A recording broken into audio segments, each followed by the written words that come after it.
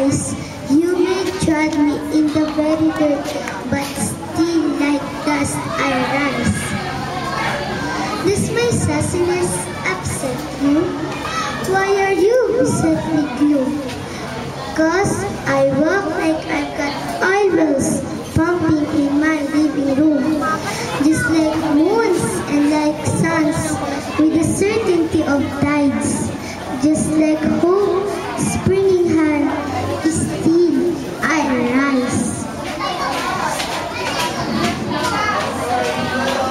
Did you want to see me broken, bowed head, lowered eyes, shoulders falling down like teardrops, wicked by my sulfur cries? Does my haughtiness offend you? Don't take it awful hard, 'cause I laugh like I've got gold mines digging in my own backyard. You may shoot me with your words, you may cut me with your eyes, you may kill me with your hatefulness, but still like air I rise.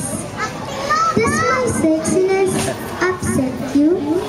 Does it come as a surprise that I dance like I've got diamonds at the meeting of my thighs? Out of the huts of history shape I rise.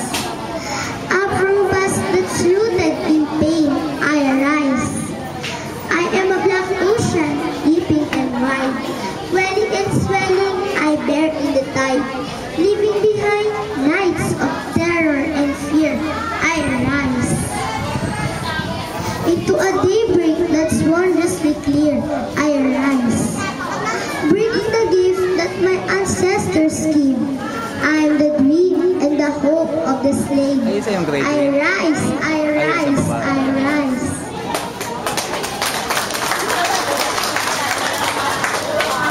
That's Roslyn Joy Pascual from grade 2 AM. Let's welcome now grade 2 PM, Alina Marie Somido.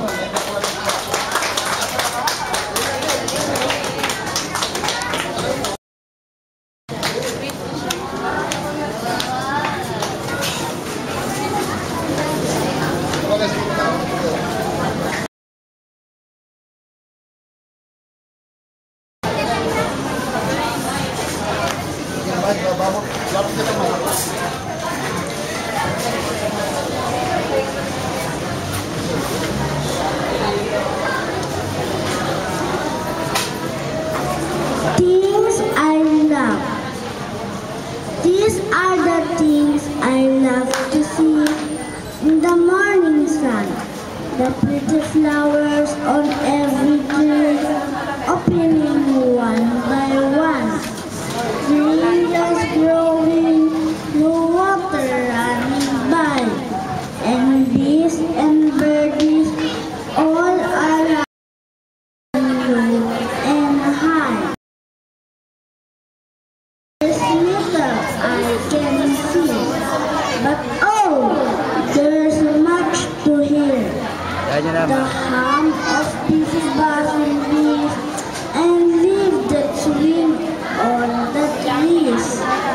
The wind that comes a-blowing and sounds of church bells ringing.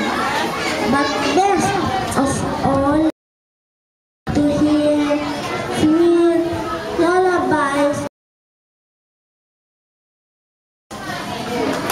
Kalimutan yan ako. Wala yung action. That was from grade 2 PM, Alina Marie Somido. Let's welcome